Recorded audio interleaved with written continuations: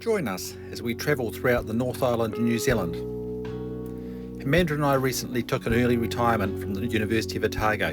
We chose to spend 6 months away in our Hymer camper, exploring different parts of the North Island. So we're both in cruise mode and taking you along for the ride.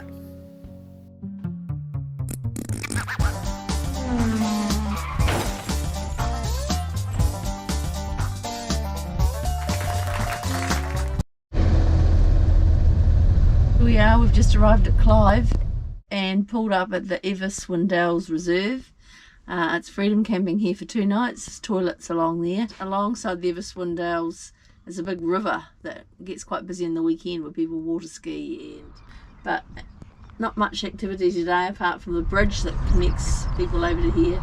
So we're going to probably spend a couple of nights here.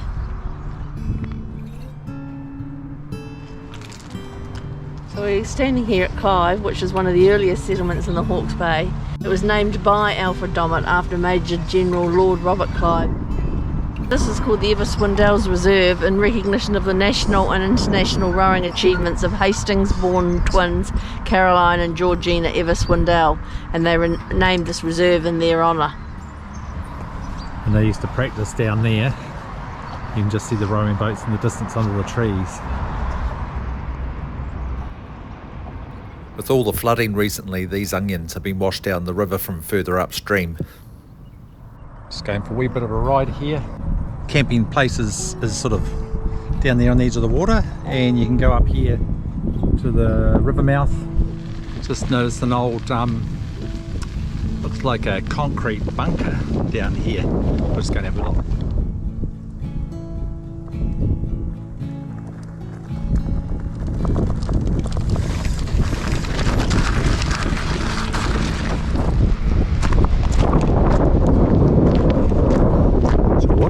It might be bridge, concrete bollards, or maybe things to stop the water. The people have had a great time decorating them. The artists have been out.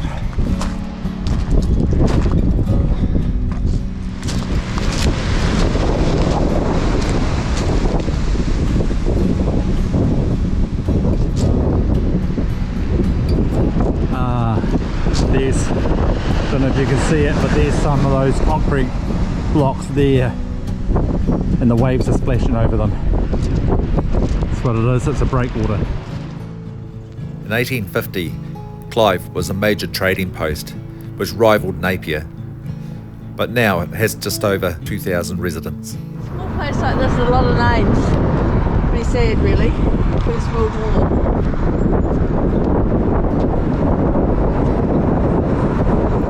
Must be time for a coffee. So, join me for a date. The next day we decided to hop on the bikes and head off up the cycle track, which runs all the way through to Napier.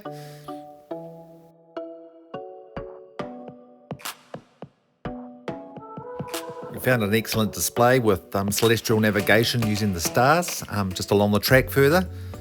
They've done an amazing job, the local council and iwi, to put this display together with the carvings.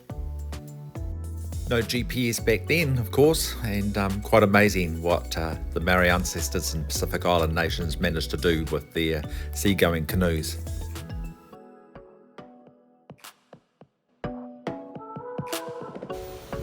So here we are, arrived in Napier at the pier.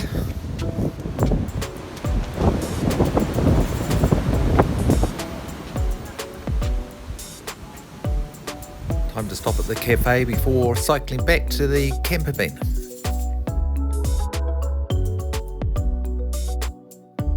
So it's now the evening and we're watching the sun go down. A few rowers out on the river.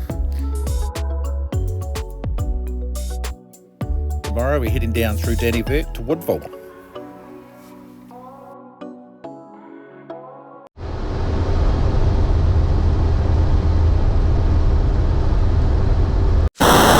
Here we are.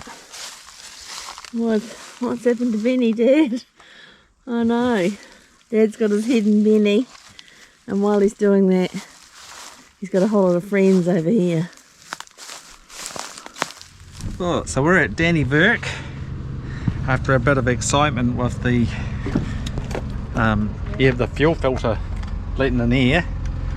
I managed to shut it up and we've driven 50k down the road. My mechanic about to get some sustenance. That's good. The boys have all taken off their boots at the door. Time for a coffee. Yeah, large cappuccino. There's the sizes there. That's very good. Time for a stroll to look at the heritage buildings. Looks quite a nice antique shop.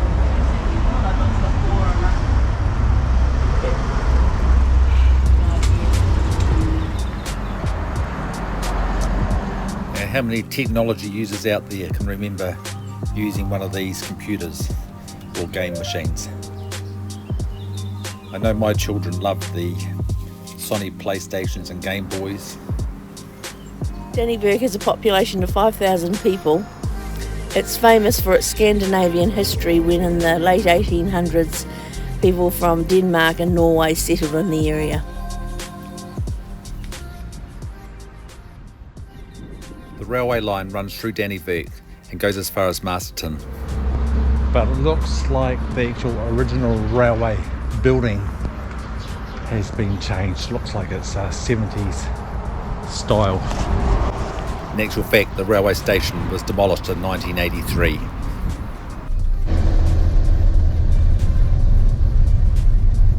Just arrived at Woodville and we're going to stay at camp here. Up on the hill there's a whole lot of windmills and there's still a bit of Viking influence from Danny Verk. There's a nice garden square we'll take you to. They have a toilets and a shower here. You got to get the key from the local council and you fill in an envelope here and drop it into the information centre here just along the main road a bit.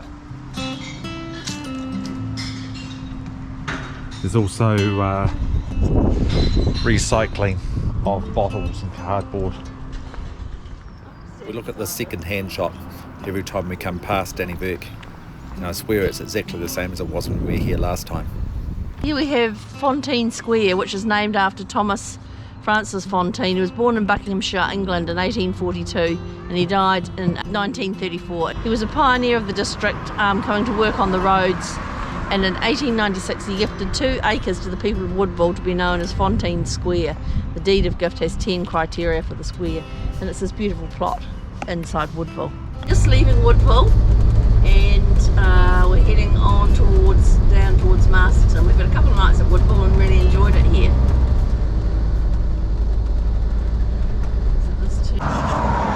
So we're in Pahia Toa. It's a bit of a cloudy day. Just walking past their local hall. Depot building. And there's a market on here today. We're just taking the chance to wander down the main street, stretch the legs before we carry on to Masterton. It's like the council or the court building, old court building here. It's not used anymore. Next pit stop is Ekatahuna, which was founded in 1872 by Scandinavian people. They were employed by the government to clear the bush and make roads, later turning into dairy and farming.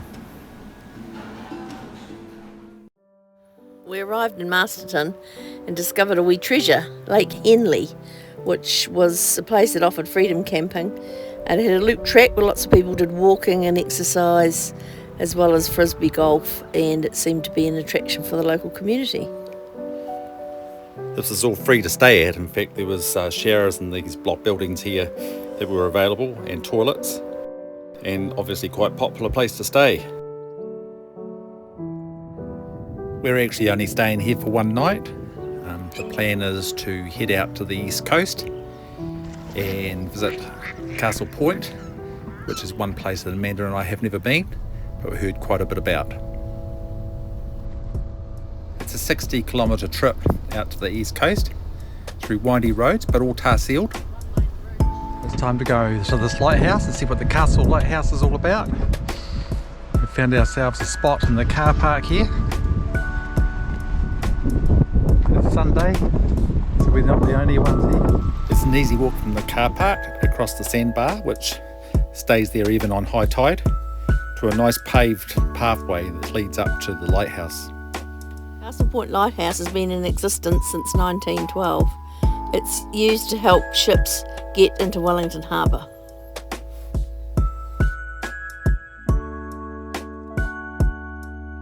You can stay in the car park overnight, but it only fits small vehicles.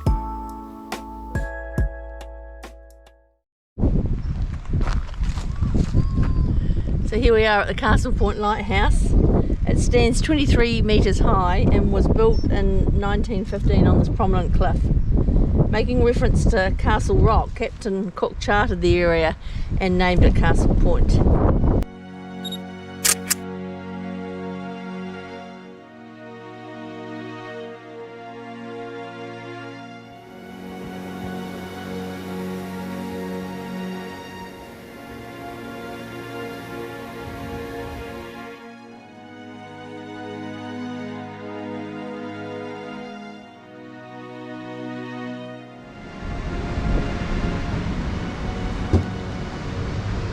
Here we are at Castle Point. We've come for a ride along and there's a surf shop which has a takeaways in it, so we're just going to have an early dinner and have fish and chips, and looking out the stunning view and the waves, sitting in these Cape Cod chairs leaning back.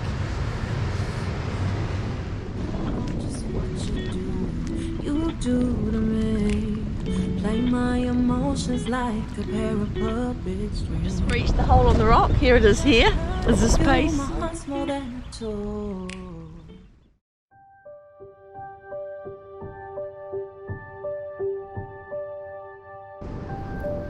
Next day we got up to head off from Castle Point, but I just wanted one last visit to the lighthouse.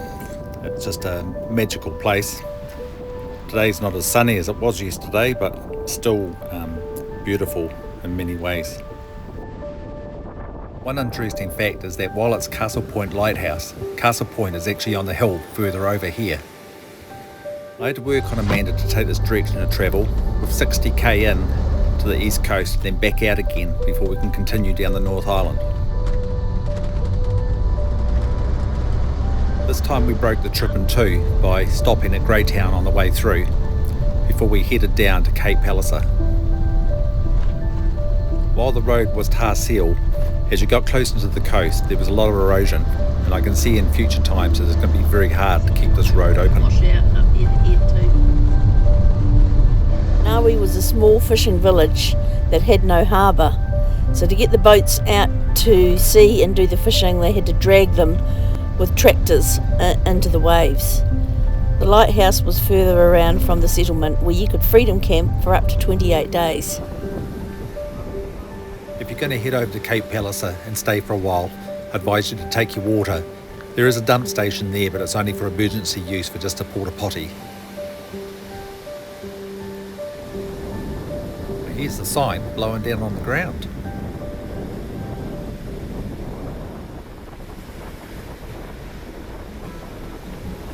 This is the view from the camp at Nawi, and when you're on the road you meet people, and I managed to find a knitting buddy and we had a nice hour chatting together, knitting.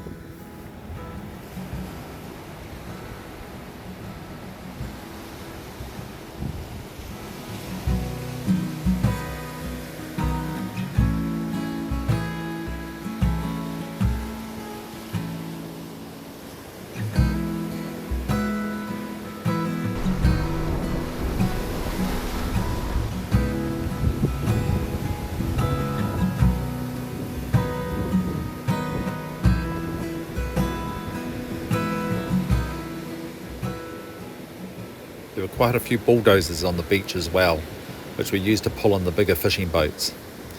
Each one had a trailer with a very long drawbar, so they could get the boat as deep into the water as possible to launch it. It looks quite rustic, all the old bulldozers sitting up beside the beach. I guess I would be pretty safe in saying this is where bulldozers come to die. The one and only shop is closed, so we're off round the corner to look at the Cape Palliser Lighthouse.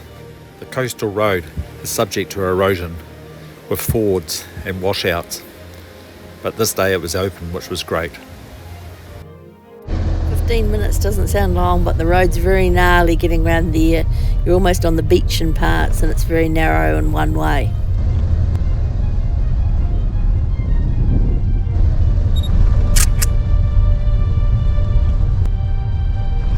There's 253 steps, and they go straight up. And when you get to the top, there's no seat to sit on, so be warned. It's actually worse coming down because it's steep and you've really got to watch your footing.